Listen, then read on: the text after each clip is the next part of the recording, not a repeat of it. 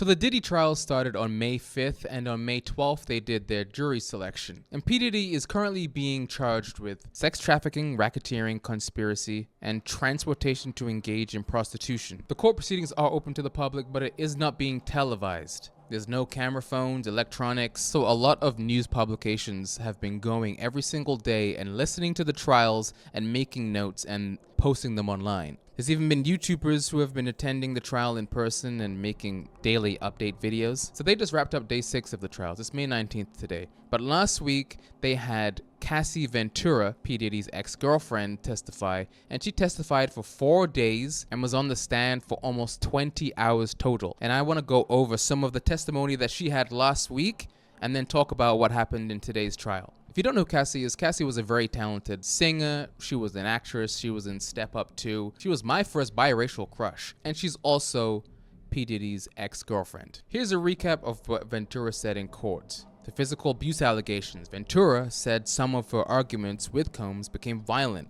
He would smash me in the head, knock me over, drag me, kick me, stomp me in the head if I was down. Ventura said she suffered wounds and other medical issues from the freak-offs and Combs' assaults, and the jury saw some of them in real-time photos and an eyebrow scar. Early in their relationship, Combs proposed freak-offs in which he would watch Ventura have sex with another male while he pleasured himself in a form of sexual voyeurism. Some of the escorts participated in multiple states, and during cross-examination, the defense showed messages between Combs and Ventura in which she expressed both hesitancy and enjoyment with the performances. She also talked about the hotel assault, which was a video that was publicized on the CNN website that everybody saw. It was of P. Diddy chasing Cassie down the hallway, grabbing her by the head and slamming her to the ground. The video of the attack was first published by CNN last year. The attack came after she attempted to leave a freak-off before it was finished. The jury saw a message Ventura sent Combs 5 days after the assault, describing the abuse and his state of mind. When you get effed up the wrong way, you always want to show me that you have power over me and knock me around. I'm not a ragdoll, I'm someone's child. And she read that message aloud in the court. Ventura said she made a demand for compensation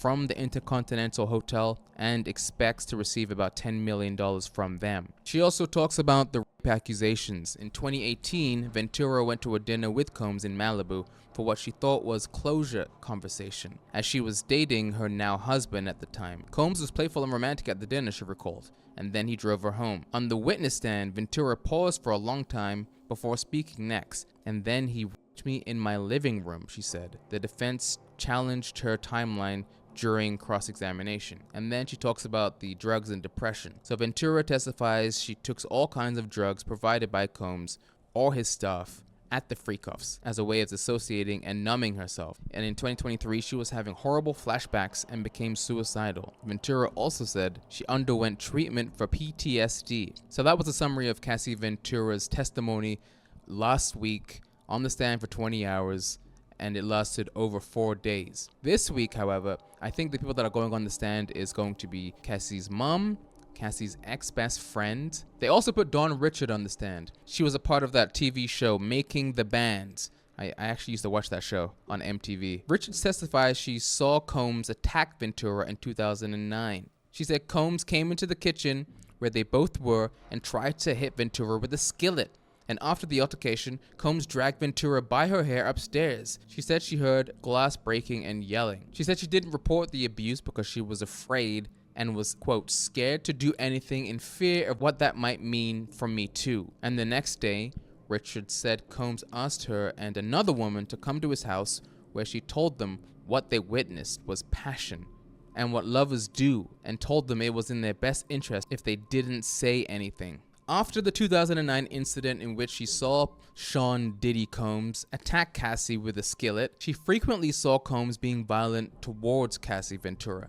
He would punch her, choke her, drag her, slap her in the mouth. I saw him kicking her, punch her in the stomach. She said the violence was prompted by a variety of reasons. It could be Cass speaking up for herself, it could be random. We didn't even know where it came from, Richard said. So Dawn Richard said that she saw Cassie Ventura at different times with injuries on her face, arms, legs, after Sean Diddy Combs was violent towards his former girlfriend.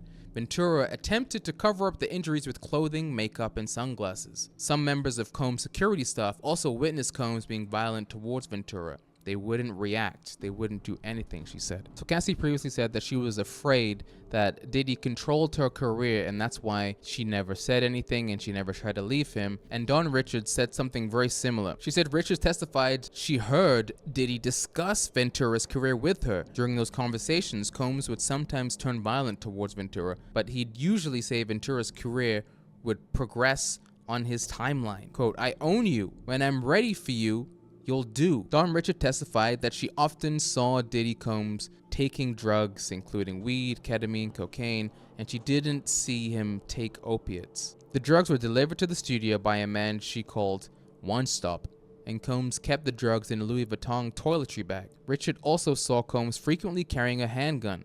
He typically placed the gun on his lower back, she said. 2 of his bodyguards also carried handguns in the same place. So that's when Dawn Richards' testimony was over, and then the defense team decides to start doing cross-examination of Dawn Richards. The defense attorney is trying to poke holes in her statements and trying to make her seem like she's an unreliable witness, saying that she's remembering more than she did previously when she testified, asking her questions about the skillet incident in the kitchen, and then also asking her about the gun and asking her about the drug use, saying, "You would agree with me.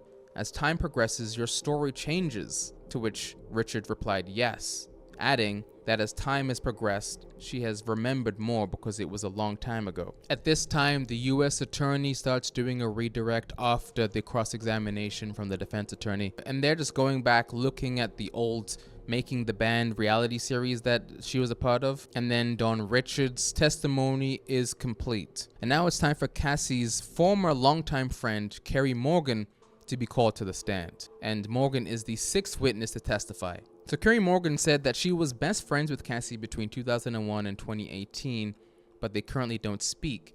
She said that they stopped being friends in 2018 because her boyfriend assaulted me, specifying that the boyfriend was Sean Diddy Combs. Morgan says she's testifying because she was subpoenaed, but she doesn't want to be there. So she said that they met when she was 16 and Cassie was 15 on a modeling shoot. Carrie Morgan said that she traveled with Diddy and Cassie to several U.S. cities around Spain, Italy, getting to know the music mogul very well. They would all take drugs, usually provided by Combs, Morgan said.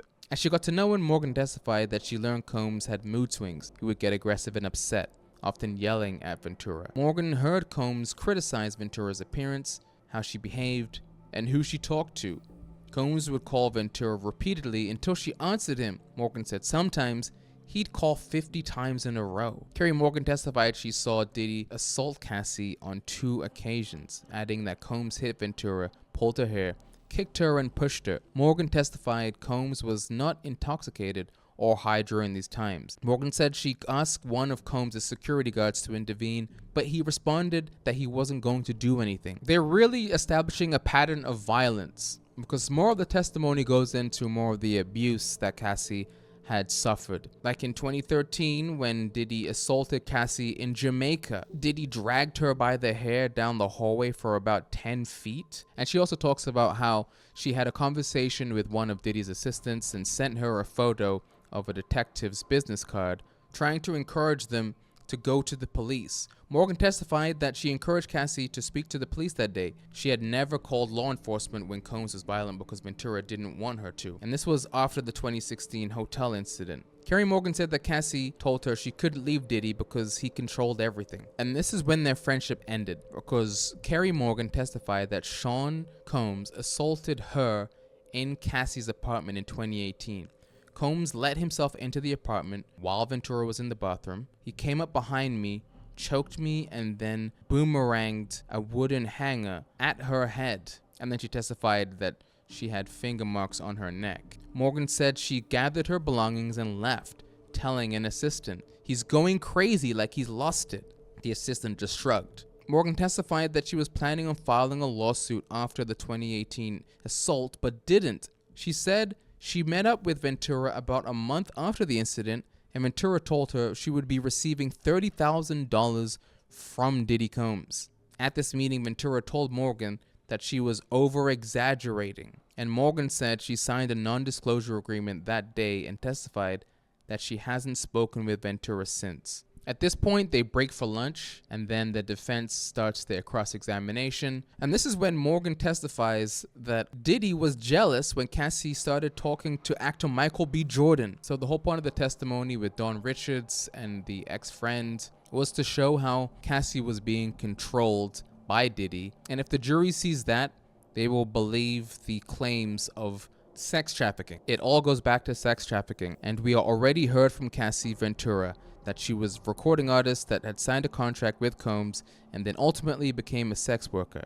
And that means when you look at those charges of sex trafficking, it's force, coercion, violence. And that's why talking about the violence and the level of control continues to solidify those specific charges against Combs. The final person that was questioned today was David James, who was an assistant for Sean Diddy Combs. James said he was with Combs every day he was working. James, he also testifies that Combs security staffers often told him to stay in my lane, especially if he was asking too many questions. James said he recalled a conversation he had with Ventura where she said to him, "Man, this lifestyle is crazy." He said he agreed and suggested she leave, he testified. I can't get out," Ventura told him. According to James, she told Combs controlled her music career, paid for her apartment, and gave her an allowance. And James will be continuing his testimony tomorrow morning. So then after that, they sent the jury home and court was adjourned for the day. That was maybe 8 or 9 hours worth of court. This is a very serious